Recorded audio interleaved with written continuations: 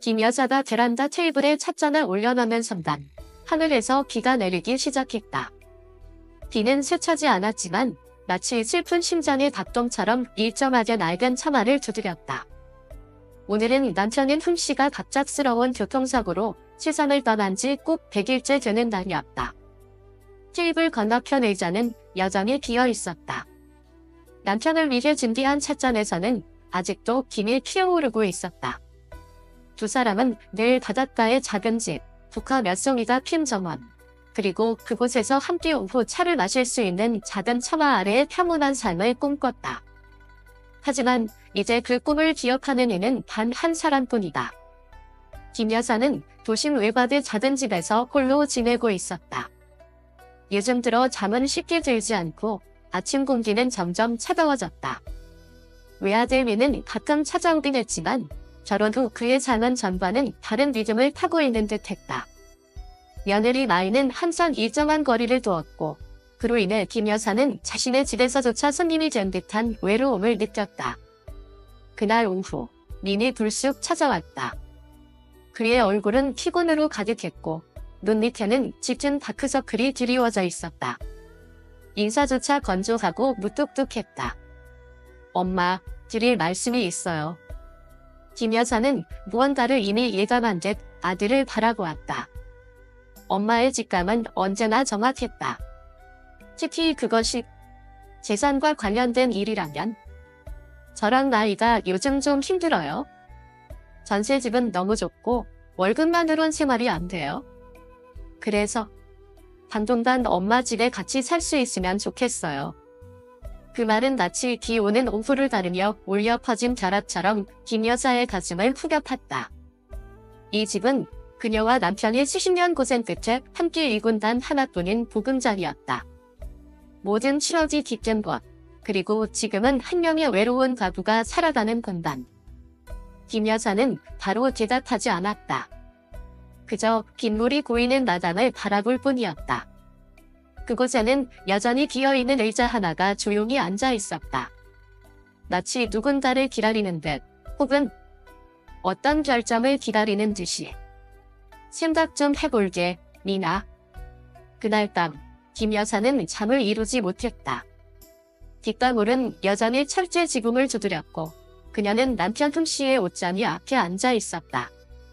손끝으로 오래된 목도리를 조심스레 어루만지며 마치 그것이 무언가 말을 해주길 바라는 듯했다. 어딘가에서 작은 탁상시계가 조용히 째깍째깍 소리를 냈다. 마치 무언가 큰 변화의 시작을 알리는 카운트다운처럼. 사흘 뒤 민이 다시 집에 찾아왔다. 하지만 이번엔 혼자가 아니었다. 민의 곁에는 며느리 마이가 함께 서 있었다. 흰 셔츠를 단정히 입은 모습이었지만 그녀의 눈빛엔 경계심이 엿보였다. 손에는 작은 여행용 가방이 들려 있었다. 엄마, 우리 결정했어요. 엄마가 허락만 해주신다면 마이랑 잠시만 여기서 지낼게요. 몇 달만요. 경제 상황이 좀 나아지면 꼭 다른 데로 나갈게요. 김 여사는 현관에 서 있었다. 베란다에서 불어오는 바람이 여는 레이스 커튼을 흔들고 있었다. 그녀는 며느리의 손에 들린 가방을 바라보았다. 작지만 두 사람이 함께 살아보기 위한 최소한의 준비물이 모두 담겨 있을 듯했다. 엄마, 우리한테 한 번만 기회를 주세요. 아빠도. 엄마가 이렇게 혼자 외롭게 사시는 건 바라지 않으셨을 거예요. 민이 그렇게 말하며 훈씨의 이름을 꺼냈다. 마치 아버지가 지금도 어딘가에서 이 광경을 지켜보고 있다는 듯한 어조였다. 그 순간 김 여사는 조용히 눈을 감았다. 아들이 남편의 이름을 말할 때마다 그녀의 가슴은 여전히 찢어질 듯 아팠다. 그래, 들어와라. 하지만 몇 가지 원칙은 지켜야 한다. 이 집은 여전히 엄마의 집이다. 이 안에 함께 사는 사람이라면 누구든 평온함을 지켜야 할 책임이 있어. 마이는 아무 말 없이 고개만 살짝 끄덕이며 집 안으로 들어섰다. 그러나 그녀의 시선은 부엌을 훑더니 이어서 작은 방으로 향했다. 마치 공간을 조용히 가늠하는 듯한 눈빛이었다.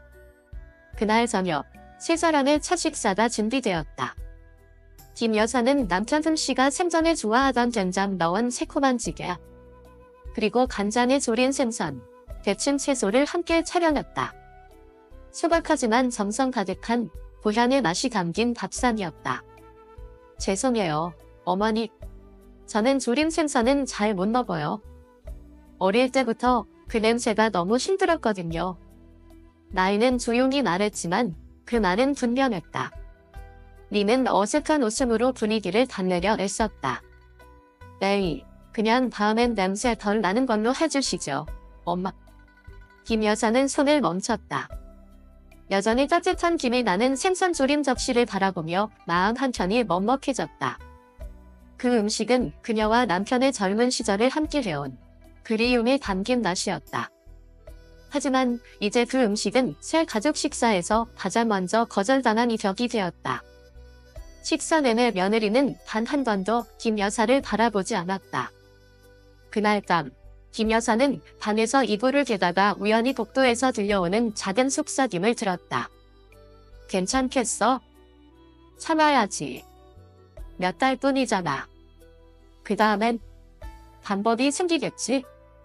나이의 목소리는 낮았지만 분명하고 단호했다. 그 말에 김 여사의 손이 멈췄다. 그녀는 말의 내용보다 그 말투에 더 마음이 흔들렸다. 마치 어떤 계획이 이미 시작된 것처럼 느껴졌기 때문이다. 그날 밤, 김 여사는 좀처럼 잠을 이루지 못했다. 평소엔 고요하던 집안에 낯선 소리들이 들리기 시작했다. 덜 닫힌 방문이 끼거리는 소리, 누군가 오가는 발자국, 그리고 늦은 밤 부엌에서 들리는 숟가락이 유리잔을 건드리는 소리, 그리고 설명할 수 없는 어떤 시선. 마치 마이가 무언가를 숨기고 있는 듯한 느낌이 그녀를 따라다녔다. 민과 마이가 집에 들어온 지 어느덧 일주일이 지났다. 겉으로 보기엔 모든 것이 평온해 보였다. 아침이면 김 여사는 여전히 정갈하게 식탁을 차렸다. 흰 쌀죽, 삶은 달걀, 그리고 직접 담근 짭조름한 가지절임. 저녁엔 볶은 채소와 간장에 졸인 고기, 그리고 애호박국이 올라왔다. 그녀는 여전히 새벽 5시에 일어나 마당을 쓸고 차를 끓이고 창문을 열어 햇살을 맞았다. 하지만 마음 깊은 곳에서 김 여사는 느낄 수 있었다. 이 집안의 무언가가 이제는 더 이상 자신의 것이 아니게 되어버렸다는 것이야. 그날 아침, 그녀는 평소보다 더 일찍 눈을 떴다. 방금 끓인 차를 손에 들고 아직 베란다로 나가지도 못한 채 거실에서 들려오는 낮은 목소리에 걸음을 멈췄다. 마이는 누군가와 통화를 하고 있었다. 나 참을 수 있어? 생각보다 그 노임 그렇게 까다롭진 않네. 근데 빨리 해야 해, 나도 알아. 기회는 기다려주지 않잖아. 김 여사의 심장이 덜컥 내려앉았다. 그 노인이 자신을 뜻하는 건지 확신할 수는 없었지만 기회는 기다려주지 않는다는 그 말은 어디론가 향하는 경고처럼 그녀의 머릿속에 울려 퍼졌다. 마이는 김 여사를 멀리서 보자마자 급히 방으로 들어가 버렸다. 인사도 미소도 없었다. 점심 무렵 김 여사는 민이 어릴 적 가장 좋아하던 토마토 미트볼을 정성껏 만들었다. 그때만큼은 그 아이의 웃음을 보고 싶었다. 하지만 식탁에 마주 앉자 나이는 살짝 얼굴을 찡그리며 말했다. 이 소스 생토마토로 하셨어요. 저 생토마토 알레르기 있어서요. 퐁듀림 소스만 먹을 수 있어요. 니는 다만한 얼굴로 미트볼을 집었다가 이내 조심스레 내려놓았다. 그럼 내가 배달 음식 시킬게. 엄마 너무 신경 쓰지 마세요.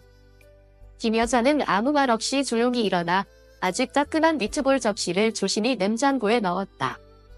추억이 담긴 음식 하나가 이제는 이 부엌에서 쓸모없는 남은 음식이 되어버렸다. 그날 오후 김 여사는 오래된 창고를 정리했다.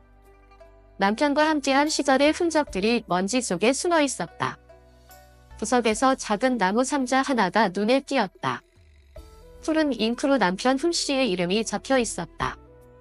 혹시 나중에 무슨 일 생기면 이 상자 열어봐. 기억접전에서 남편의 목소리가 조용히 되살아났다. 상자 안에는 낡은 서류 몇 장과 함께 통장 하나가 들어있었다. 수표의 명의인은 김 여사 자신.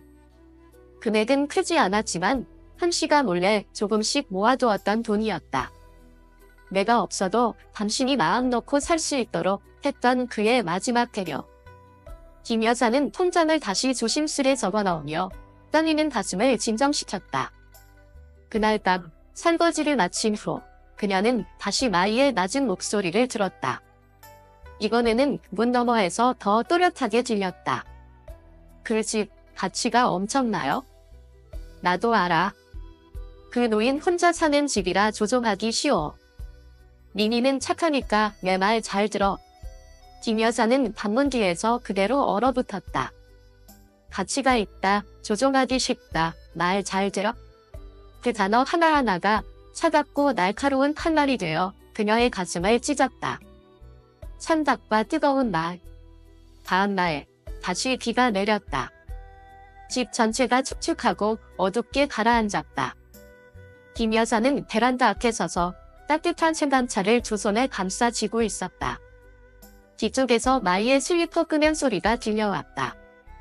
어머니, 저 온라인 할인 중이라 바빠요. 세탁기에서 빨래 좀 꺼내주시면 안 될까요?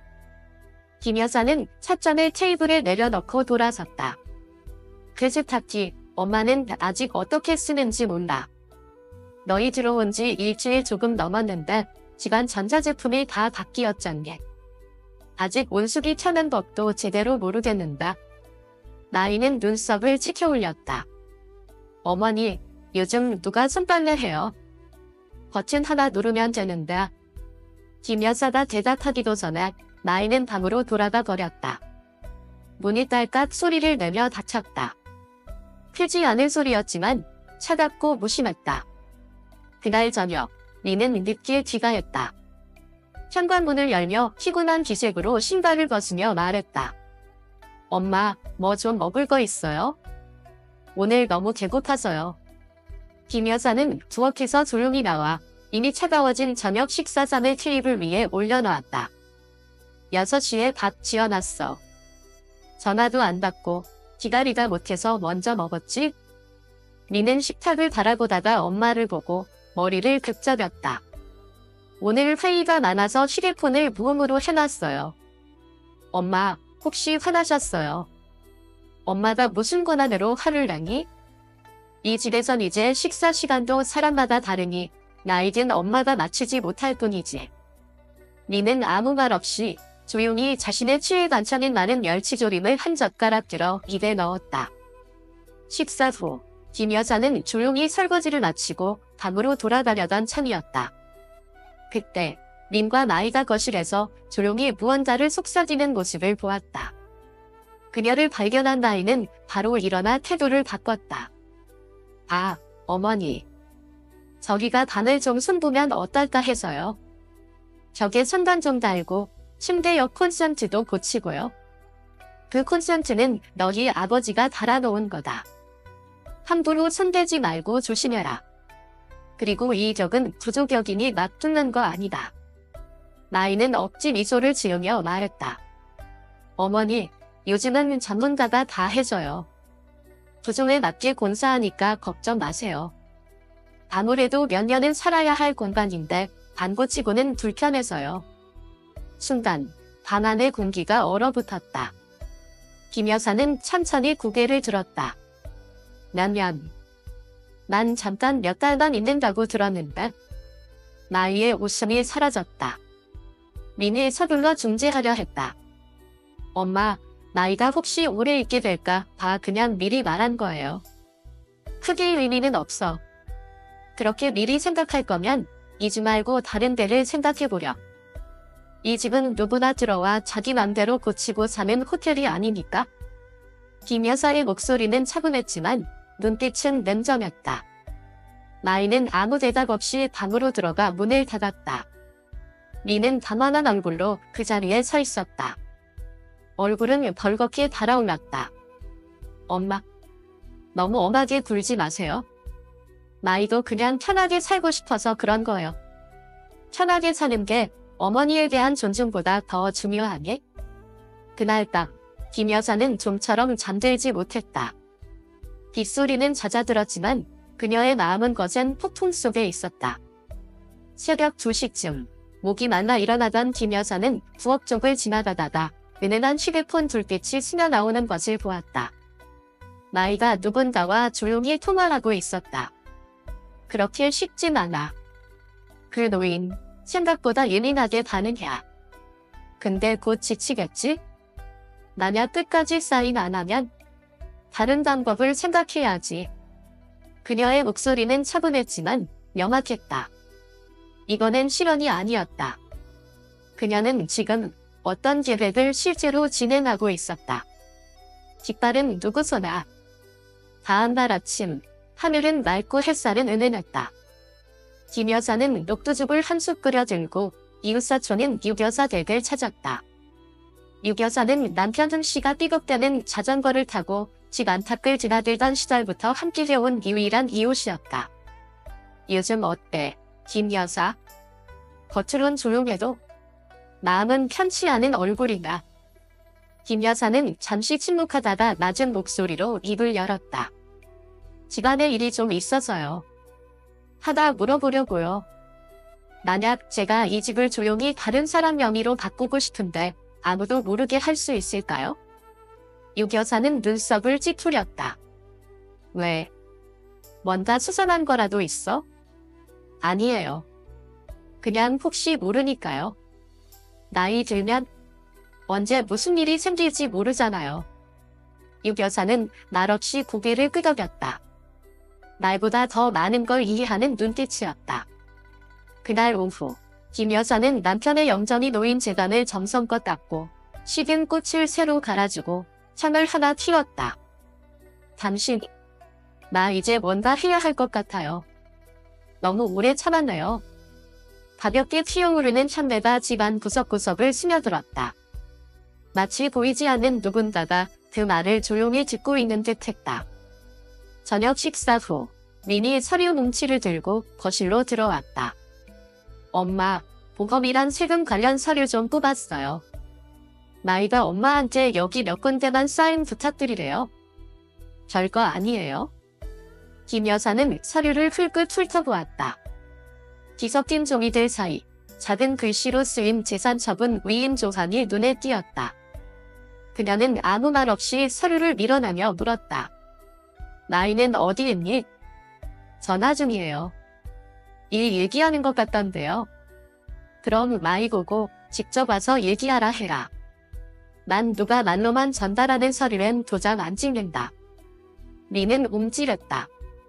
몇 주 동안 처음으로 그의 얼굴에 짜증이 스쳤다. 엄마, 우리를 그렇게까지 의심하셔야 해요? 내가 뭘 몰래 하려는 너희를 느끼기 시작했을 때 의심은 당연한 거란다. 그날 밤, 김 여사는 조용히 장롱을 열었다. 그리고 남편이 남긴 그녀 명의의 예금 통장을 꺼냈다. 그리고 또 하나의 봉투. 그 안에는 김기부등본 사본과 함께 남편 흥 씨가 자필로 쓴 편지가 있었다. 혹시라도 무슨 이상한 낌새가 느껴지면 지저하지 마. 이 집은 너의 것이야. 누구도 억지로 가져갈 수 없어. 편지는 노랗게 바랬지만 글씨는 또렷하고 단단했다. 마치 그의 말투 그대로였다. 다음날 새벽, 린과 마이가 아직 잠든 사이. 김 여사는 단정하게 옷을 갈아입고 가방을 챙겨 집을 나섰다.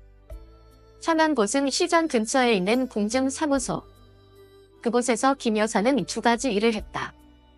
첫째, 김지부에 새로운 조항을 추가했다. 소유자 김 여사의 직접 서명이 없는 한 어떤 형태의 양도, 임대, 담보 설정도 불가하다는 내용이었다. 둘째, 임시유언장을 작성했다. 만약 강압적으로 소유권 이전이 시도될 경우 이 집을 자선단체에 기부하겠다는 내용이었다. 그날 오후, 김 여사는 땅 몇 개를 손에 들고 아무렇지 않은 얼굴로 귀가했다. 어머니, 아침에 어디 다녀오셨어요? 시장에 좀 요즘 날씨가 변덕스러워서 아침 일찍 다녀오는 게 좋더라. 나이는 억지로 미소 지었지만 김 여사의 얼굴엔 오랜만에 진심 어린 미소가 피어올랐다. 작지만 결연한 미소였다. 이제 그만하자, 이유야. 나는 더 이상 조용한 그림자가 아니야. 이제는 엄마의 미니가 아니야. 한낮, 푸석지근한 더위 속에서 김 여사는 베란다에서 난초에 물을 주고 있었다. 그때 거실 쪽에서 낮고 낯선 남자의 목소리가 들려왔다. 내가 말했잖아. 그 집념이를 내 남편 이름으로 못 바꾸면 자금 회전이 안 된다고. 지금 이대로면 우리 둘 다 간판 달 수도 있어. 김 여사의 손이 멈췄다. 숨조차 삼키지 못한 채 귀를 기울였다. 말야. 내가 몇 달을 기다렸잖아. 내가 했던 약속 기억 안 나? 이혼해야. 집을 내 남편한테 넘겨. 다 정리되면 우리 둘이 다른 데로 가는 거잖아. 시어머니는 아무 문제도 안 된다며? 바람이 멎은 듯한 순간. 김 여사의 관자놀이에 땀이 송골송골 맺혔다. 마이는 무언가를 중얼거리며 떨리는 목소리로 답했다. 그러다 곧 침묵이 찾아왔다. 몇 분 후, 문 닫히는 소리가 들렸다. 김 여사는 조심스레 안으로 들어섰다. 거실에 마이가 혼자 앉아 있었다. 그녀는 김 여사를 보고 놀란 듯 벌떡 일어났다. 어머니 언제 오셨어요? 계속 있었지? 오늘은 어디 안 나갔어. 꽃 좀 보내라. 근데 아까 집에 손님이 온 것 같던데? 나이는 순간 굳어버렸다. 이내 얼버무리며 말했다. 아, 예전 친구예요. 잠깐 들렀어요. 그래. 예전 친구랑 꽤 친했나 보다. 오빠, 자기 소리까지 들리던데? 공기가 얼어붙었다. 마이는 고개를 들지 못한 채 입술을 꼭 다물었다. 그날 밤, 미는 평소보다 늦게 귀가했다. 얼굴엔 긴장감이 역력했고 문을 열자마자 큰 소리로 말했다. 엄마, 우리 얘기 좀 해요. 그래. 마침 나도 너한테 물어볼 게 있어? 두 사람은 차가운 저녁 식탁 앞에 마주 앉았다. 미는 종이 한 장을 꺼내 들었다. 이건 투자 계약서예요. 엄마가 여기에 사인해 주시면 내가 진 빚을 어느 정도 정리할 수 있어요. 안 해주시면 정말 방법이 없어요. 얼마나 빚졌니? 미는 깊은 숨을 내쉬었다. 2억이에요. 이번 달 안에 못 갚으면 소송 들어올 수도 있어요.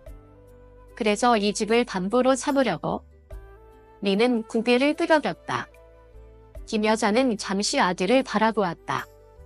그리고 조용히, 그러나 단호하게 물었다. 마이, 널 대신했니? 그 말에 민의 얼굴이 하얗게 질렸다. 엄마, 그게 무슨 말이에요? 직접 들었어. 어떤 남자가 찾아와서 마이를 자기라고 부르고 이혼 얘기하고 이 집을 어떻게 넘길지 얘기하더라. 너 그거 알고 있었니? 미는 화가 치밀어 오른 듯 식탁을 팍 내리쳤다. 엄마, 그런 말 믿지 마세요. 마이는 그런 사람이 아니에요. 그럼 지금 당장 그의 휴대폰 엄마 앞에서 열어볼 수 있어? 말이 끝나자 방 안의 공기가 들끓었다. 린의 얼굴은 벌겋게 달아오르고 손이 덜덜 떨렸다. 하지만 그는 움직이지 않았다. 넌 변했구나, 리나. 어릴 땐 넘어지기만 해도 엄마 무릎에 앉아서 울던 아이였는데. 리는 입술을 깨물며 고개를 숙였다. 김 여사는 천천히 말했다. 나는 내가 사업 실패한 걸 원망하지 않는다. 다만 가장 아픈 건 내가 엄마의 믿음을 저버렸다는 거다. 그날 밤 리는 잠을 이루지 못했다. 산관 앞 처마 아래 담배를 피우며 긴 시간을 홀로 보냈다. 나이는 방 안에서 나오지 않았다. 아무 말도 아무 움직임도 없이 새벽 3시 미는 이 집을 올려다보았다. 부모가 평생을 바쳐 지켜온 이 집. 그는 무릎 위에 얼굴을 묻고 조용히 속삭였다. 나는 지금 무슨 짓을 하고 있는 것? 어쩌다가 여기까지 와버린 걸까? 돌아온 사람. 그 밤 이후 일주일이 지났다. 집 안 공기는 마치 서늘한 안개처럼 스며들어 말없이 사람들의 마음을 움켜쥐었다. 김 여사는 여전히 꽃을 돌보고 바닥을 닦고 음식을 했지만 그녀의 눈동자에는 더 이상 예전처럼 생기가 없었다. 리는 말수가 줄었고 나이는 여전히 바쁘다는 이유로 집안에서 자주 보이지 않았다. 하지만 그 바쁨이 어딘가 수상쩍었다. 그리고 어느 날 그가 나타났다. 복씨. 남편 흠씨와 이복 형제였던 인물. 20년 넘게 소식이 끊겼던 사람. 과거에는 땅 문제로 가족과 갈등을 빚고 결국 연을 끊은 채 떠나버렸던 그였다. 그런 그가 그날 오후 낡은 가방 하나를 들고 현관 앞에 조용히 섰다. 오랜만입니다. 재수씨. 김 여사는 얼어붙은 듯 멈췄다. 심장이 북처럼 뛰었다. 형님, 복 형님이세요? 그래요. 흠이 죽었다는 소식을 들었어요. 향이라도 한번 피우고 싶어서요. 그리고 드릴 말씀이 좀 있어서 왔습니다. 복씨는 조용히 집 안으로 들어와 작은 향 하나를 튀었다. 오랜만에 다시 마주한 흠씨의 염정 앞에서 그는 잠시 눈을 감았다.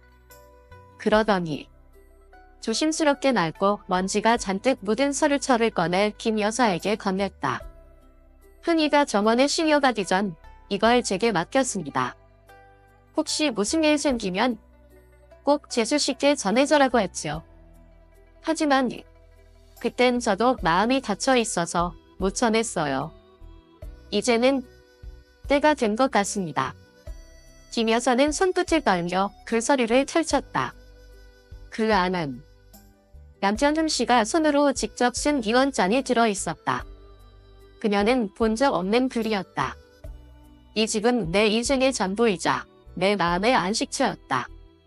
내가 죽거든 집은 안에 김씨의 소유로 남겨두다. 그녀의 동의 없이는 양도, 매매, 증여, 어떤 형태로도 처리해서는 안 된다. 만약 누군가가 협박, 기막 또는 속임수로 이 집을 빼앗으려 한다면 그것은 나의 마지막 뜻을 거스르는 행위이다. 글씨는 삐뚤삐뚤했지만 명백히 흠씨의 필체였다. 세상 그 누구의 글씨와도 바꿀 수 없는 그의 손끝이었다. 김 여사의 눈가에 눈물이 고였다. 오랜 시간 쌓았던 불안과 두려움이 남편의 손글씨 한 줄 한 줄에 녹아 사라졌다. 그날 밤 그녀는 린을 거실로 불렀다. 너 아버지가 생전에 직접 쓴 기원장이 있다는 거 알고 있었니? 린은 놀란 눈으로 김 여사를 바라보았다. 네. 거기엔 분명히 써있다. 이 집은 엄마인 내가 전적으로 소유하고 있으며 누구도 관여하거나 속여선 안 된다고. 린은 얼굴이 하얗게 질렸다. 그게 어디서 난 거예요? 내가 찾은 게 아니야? 누군가 가져다 줬지? 린의 손이 떨렸다. 누가요? 그 순간 문을 두드리는 소리가 났다. 김 여사는 조용히 일어나 문을 열었다. 들어오세요, 복 형님. 문이 열리자 린은 말문이 막혔다. 복, 삼촌. 복씨는 린을 바라보며 천천히 다가섰다. 많이 컸구나, 린이. 얼굴은 내 아비를 닮았는다. 눈빛은 다르나. 너희 아버지는 늘 바르게 살았지? 근데 너는 지금 엄마한테 무슨 짓을 하고 있는 건가? 린은 아무 말도 하지 못했다. 목이 메인 듯 순간 가쁘게 들이켰다. 삼촌, 오해예요. 오해. 그럼 이건 뭔데? 복씨는 휴대폰을 꺼내 재생 버튼을 눌렀다. 낯익은 목소리가 울려 퍼졌다. 시어머니만 서명하면 끝이에요. 그 다음엔 이혼, 집 나눠받고 끝내는 거죠. 그것은 나이의 목소리였다. 린은 그대로 굳어버렸다. 눈이 붉어졌고 입술은 파르르 떨렸다. 그는 고개를 들어 어머니를 바라보았다. 하지만 그 눈에는 분노도 슬픔도 없었다. 그저 냉정하고 조용한 깊은 실망만이 남아있었다. 깨달음의 대가. 녹음된 음성이 끝난 뒤 거실 전체는 마치 공기가 사라진 듯 숨막히게 정적에 휩싸였다. 누구도 말하지 않았다. 그저 벽에 걸린 시계의 째깍째깍 소리만이 정적을 찢으며 신경을 곤두세웠다. 마이는 방 한 구석에 얼어붙은 채 서 있었고 미는 혼이 빠져나간 듯 앉아 있었다. 그제야 민의 시선이 마이를 향했다. 처음으로 그들 사이엔 확연한 거리가 생겼다. 마이, 말해봐. 그 녹음. 그건 뭐야? 왜 그런 말이 나왔어? 마이는 입술을 꾹 다물었다. 그리고 울음을 터뜨렸다. 미안해요. 정말 미안해요. 가족을 위한다는 핑계였어요. 사실은 절박해서 그랬어요. 정말 그렇게까지 할 생각은 없었어요.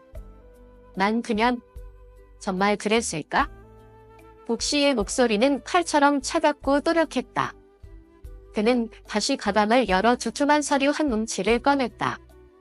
그건 부동산 계약서. 페이지마다 마이의 이니셜 서명이 선명했다. 확인해봤습니다.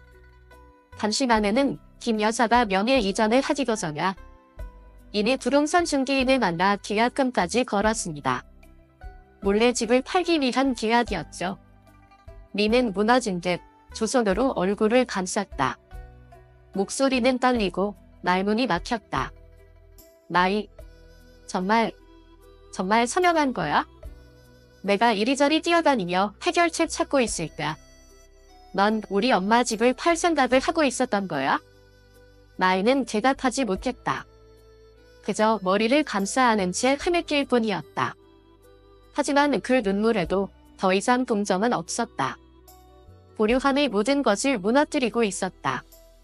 그날 밤, 미는 아무 말 없이 집을 나섰다. 어디로 가는지도 모른 채 술에 절어 길을 헤맸다. 김 여사는 창가에 앉아 남편의 유언장을 가슴에 안고 조용히 눈을 감았다. 밤 11시가 되자 복씨가 다시 집을 찾았다. 손엔 술 한 겹, 그리고 두툼한 봉투 하나를 들고 있었다. 불편하게 해드려 죄송합니다. 하지만 이제 솔직히 말씀드릴게요. 이번에 제가 이 집의 진실을 드러낸 건 순전히 가족의 때문만은 아닙니다. 저는 이 집을 사고 싶습니다. 김 여사는 놀라 고개를 들었다. 뭐라고요? 제가 한때는 가족을 대신했죠. 하지만 지금 이 집을 지키기 위해서는 그 집값을 돈으로라도 갚아야 한다고 생각했습니다. 제게 타세요. 제가 구입하되 여사님은 이 집에서 평생 거주하실 수 있도록 보장하겠습니다. 누구도 건드리지 못하도록요. 봉투 안엔 4억 원이라는 금액이 적혀 있었다. 시장가보다 거의 2배였다. 김 여사는 조용히 고개를 끄덕이며 말했다. 난 이 집에서 영원히 살고 싶은 건 아니에요. 단지 평온한 마지막을 원할 뿐이에요. 만약 내가 이 집을 떠난다면 그건 내가 선택한 새로운 곳이어야 해요. 누구에게 얽매이지 않는. 복씨는 미소 지으며 고개를 숙였다. 동의합니다. 그렇게 하시죠. 이튿날 새벽, 미는 집 앞마당에 쓰러져 있었다. 술에 찌든 채 돌아온 그는 맨발로 현관에 누워 잠들었고 책살이 얼굴을 스치자 그제야 눈을 떴다. 그의 눈빛은 달라져 있었다. 더 이상 방황하는 아이가 아니었다. 그는 삶의 가장 깊은 곳에서 쓰라린 깨달음을 맞은 사람이었다. 그는 부엌으로 들어가 조용히 앉았다. 그리고 김 여사를 바라보며 낮고 거친 목소리로 말했다. 엄마, 제가 정말 잘못했습니다. 김 여사는 조용히 대답했다. 알고 있다. 이젠 얼굴 들 자신도 없어요. 그렇지 않아, 미나. 아직 선택할 수 있는 길은 남아있다. 지금부터라도 옳은 길을 선택해야. 사라진 사람, 뛰어난 사람. 다음날 아침, 리는 오랜만에 가장 먼저 눈을 떴다. 조용히 부엌으로 가 차를 우리고 어머니 앞에 내려놓았다. 그리고 수십 년 만에 처음으로 아버지의 영정 앞에 무릎을 꿇었다. 아버지, 아들이 잘못했습니다. 그 말에는 어떤 대답도 돌아오지 않았다. 하지만 그의 눈물은 그대로 재단 위로 떨어져 마침 남편 흠씨의 이름 위에 맺혔다. 그리고 나이는 더 이상 그 집에 없었다. 침대 위에 단 하나 작은 쪽지 한 장만 남겨져 있었다. 더 이상 얼굴 들 자신이 없어요. 미안해요. 저에겐 다시 시작할 용기가 부족했어요. 어머니와 당신께 상처만 남기고 갑니다. 잘 살아줘요. 다시는 돌아오지 않을게요. 주소도 전화번호도 아이에 대한 인사도 없었다. 그녀는 그냥 사라졌다. 리는 울지 않았다. 그저 긴 한숨을 내쉰 뒤 그 쪽지를 접어 조심스레 품에 넣었다. 이게 어리석음의 대가다. 그리고 그 모든 짐은 결국 어머니가 떠안으셨지. 그는 조용히 부엌으로 들어가 어머니를 보았다. 김 여사는 서류를 가지런히 정리하고 있었다. 엄마, 정말 떠나시는 거예요? 그래. 집은 꼭 형님께 넘기기로 했어? 나도 같이 갈게요. 이젠 엄마 곁에서 다시 시작하고 싶어요. 필요 없어. 넌 이곳에 남아. 진심으로 반성하고 제대로 살아야 해. 나는 이제 너를 원망하지 않아. 하지만 함께 살 순 없겠구나. 김 여사의 목소리는 바람처럼 잔잔했다. 원망도 없고 분노도 없었다. 그저 한 사람의 긴 인생 끝자락에서 내뱉는 깊은 결심이었다. 그 말을 듣는 순간 리는 말문이 막혔다. 가슴속 어딘가가 뻗어내리는 듯한 느낌이었다. 그날 오후 복씨가 다시 집을 찾았다. 하지만 이번엔 혼자가 아니었다. 그의 옆에는 정장을 말끔히 차려입은 낯선 남자가 있었다. 누가 봐도 법률가, 즉 변호사였다. 김 여사님, 본격적인 거래점에 몇 가지 확인할 게 있어서요. 무슨 일이신가요, 복 형님? 복 씨는 묵직한 서류 하나를 꺼냈다. 오래되어 깃바랜 등기부 등본 사본이었다. 예전에 이 집을 짓기 전에 기억나시죠? 제가 형님, 그러니까 흥미와 함께 일부 자금을 보탰어요. 그땐 등기 명의는 흥미 혼자였지만 저희끼리는 서면 약속을 했었지요. 형님이 돌아가시기 전 그 문서를 저한테 맡겼고. 설마. 김 여사의 얼굴이 하얗게 질렸다. 서류에는 분명히 쓰여 있었다. 이 주택은 한과 복이 공동 자금으로 건축하며 향후 복이 35%의 지분을 보유함을 동의한다. 지금 그걸로 집을 다시 가져가시려는 거예요? 린이 자리에서 벌떡 일어나 소리쳤다. 아니, 단지 제 몫을 되찾고 싶은 겁니다. 35%야. 몇십 년을 조용히 있었지만 이제는 제 권리를 행사하고 싶어요. 현금으로 지불하시든 계약서를 다시 작성하시든. 김 여사는 말문이 막혀 아무 말도 하지 못했다. 림 역시 충격이 얼어붙었다. 다 계획된 거였군요. 어머니를 도운 척 뒤에서는 이걸 준비하고 있었죠. 복 씨는 담담하게 대답했다. 나는 그 누구도 강제로 이 집을 팔게 하려 하지 않았어요. 그저 나의 권리를 말하는 겁니다. 만약 동의하지 않으신다면 걱정해서 됐죠? 순간 린이 자리에서 일어났다. 그리고 복 씨와 마주섰다. 걱정은 하지 않아도 됩니다. 내가 형님 몫을 대신 드리죠. 복 씨는 눈을 가늘게 뜨며 물었다. 조건은 형님은 이 집에 대한 모든 권리를 영구히 포기하세요. 법적, 도의적, 그 어떤 식으로든 다시 언급하지 않겠다는 각서를 쓰세요. 현금으로 가능합니까? 일주일. 일주일만 시간 주세요. 7일. 엄마를 지키는 시간. 다음날 새벽 4시. 리는 잠에서 깨어 거울 앞에 섰다. 오랜 시간 머리카락 하나 정리하지 않고 자신의 얼굴을 뚫어져라 바라보았다. 흩어진 머리카락 때문이 아니라 처음으로 진짜 자신의 얼굴을 마주하기 위해서였다. 엄마의 눈물을 모른 척하고 아내가 집을 빼앗으려 할 때 침묵하고 돈 앞에 고개를 숙였던 그 지난 날의 자신. 7일. 이젠 돌이킬 수 없다. 하지만 다시 시작할 수는 있다. 리는 모든 연락처를 뒤져 대학 동기, 직장 동료, 은행 지인에게 전화를 걸었다. 돈을 빌리기 위해. 대부분은 거절했고 몇몇은 남설했다. 그리고 누군가는 이렇게 물었다. 이번엔 또 차 사려는 거 아니지? 아니. 이번엔 엄마의 집을 지키고 싶어서 그래? 그는 자랑삼아 타고 다녔던 차를 팔았다. 결혼 기념으로 산 시계를 팔았다. 아이를 찍어주겠다며 샀던 카메라도 모두 처분했다. 한편 복시 측 변호사는 정보장을 보냈다. 일요일 자정까지 집값의 35%, 약 1억 4천만 원을 지급하지 않으면 법적 소송을 진행하겠습니다. 15일 3일차. 김 여사는 하루 종일 누워 있었다. 리는 말없이 등을 쓸어주었다. 그 옛날 7살 때 열이 나던 그 밤처럼.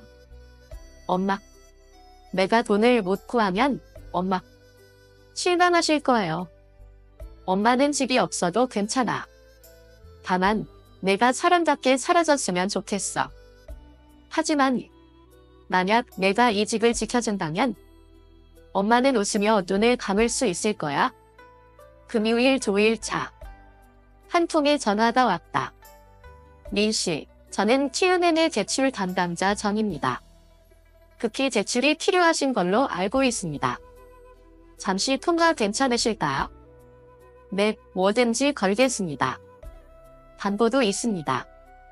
예전에 부인 마이 씨와 공동 신청하신 이력이 있는데요. 현재 그분의 신용등급이 문제입니다. 보증인을 새로 지정하지 않으면 제출은 어렵습니다. 리는 씁쓸하게 웃었다. 나이다. 넌 떠났는데도 아직도 그림자를 남기고 가는구나. 토요일 6일차. 짙은 밤. 리는 조용히 복시 집 문을 두드렸다. 아직 5천만 원이 부족합니다. 한 주만 더 유예해 주실 수 없을까요? 안 됩니다. 그럼 제가 차용증을 쓰겠습니다. 공증도 받고 보증인도 세우겠습니다. 안 됩니다. 정말 우리 엄마를 법정에 세우시려는 겁니까? 아니. 나는 너를 그녀의 인생에서 쫓아내려는 것 겁니다. 진실이 드러났다. 넌 김 여사님의 아들이라는 자격이 없어. 처음부터 알았어. 넌 결국 스스로 어머니를 내 손에 넘기게 될 거라는 걸. 난 기다리기만 했지. 너는 무너질 준비가 되어 있었거든. 리는 벌떡 일어나 이를 악물었다. 아니요. 이번엔 다릅니다. 난 절대 포기하지 않을 거예요. 이번엔 엄마 혼자가 아닙니다. 일요일 7일차. 오전 5시 30분. 리는 은행 앞에서 줄을 서고 있었다. 주말 첫 개장을 기다리는 사람들 사이에서 그는 손에 꽉 쥔 2개의 봉투를 쥐고 있었다. 그중 하나는 고등학교 시절 친구 어머니 덕에 심장수술을 무사히 마쳤던 친구가 건넨 3천만 원. 그리고 나머지 하나는 정말 저를 도와주시는 건가요? 당신이 아니라 김 여사님을 위해서예요. 그분은 제가 남편에게 버림받았을 때 유일하게 손 내밀어준 분이었어요. 절대 그 은혜 잊지 않아요. 오후 5시 40분. 리는 복시 집에 들어섰다. 테이블 위에 돈 가방과 계약서를 올려두었다. 35% 전화. 깨끗한 자금, 빚 아님. 복시는 입술을 굳게 다물고 말했다. 확인 전까진 서명 못해야. 괜찮습니다. 지금부터 녹음하겠습니다. 마음대로. 변호사는 돈을 확인하고 영수증을 작성해 주었다. 그리고 소유권 포기 계약서에 서명했다. 리는 고개를 숙여 계약서를 들고 조용히 집을 나섰다. 악수도 없었다. 작별 인사도 없었다. 그날 밤 김 여자는 오랜만에 편안한 얼굴로 깊은 잠을 들었다. 그리고 리는 침대 곁에 쪼그리고 앉아 머리를 감싼 채 소리 없는 눈물을 무릎 위로 흘려보냈다.